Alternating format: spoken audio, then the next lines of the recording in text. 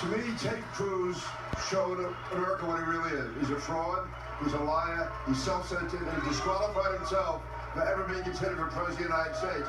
He took a pledge to support the nominee. Today, this is the Ted Cruz that I've known, unfortunately. He cannot be trusted, and he's not a true Republican, he's not a true conservative, he's totally self-centered.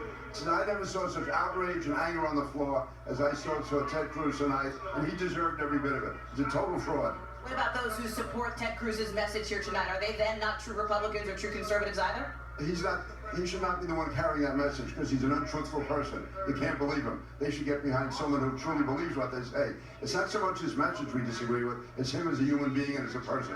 You told me earlier off camera you believe Ted Cruz was a disgrace. Do you stand by that?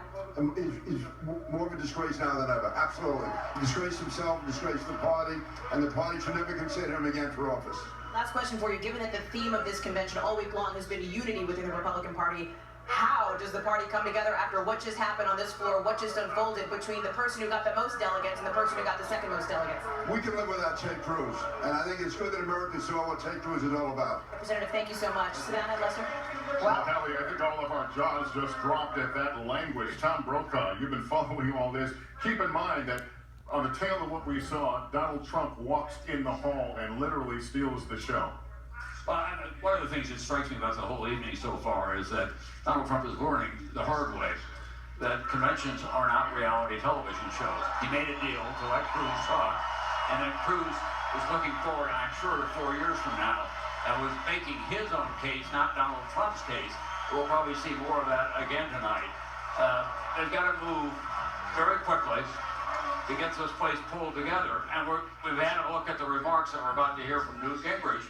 There's a lot of invoking of fear, and the whole evening was supposed to be dedicated to the economy and immigration and issues. It's all been about Hillary, it's all been Cruz, self-absorbed, and now we're about to hear a kind of extreme view of how dangerous the world we live in. You know, whether that was the right message or not, no one will hear it. All that Republicans are talking about, my phone exploded. Ted Cruz is the single most polarizing figure in the Republican Party. The Bush world that I came from despised him personally. What Peter King said on television is something that a lot of sleepy people don't have the courage to say out loud, but that's how people feel. And the divide on Cruz has always been that talk radio had his back. What I'm going to watch for tomorrow is he still the talk radio hero that he was, or is he kaput? On Twitter so far, he still is. You know, what's going to be interesting, though, is, look,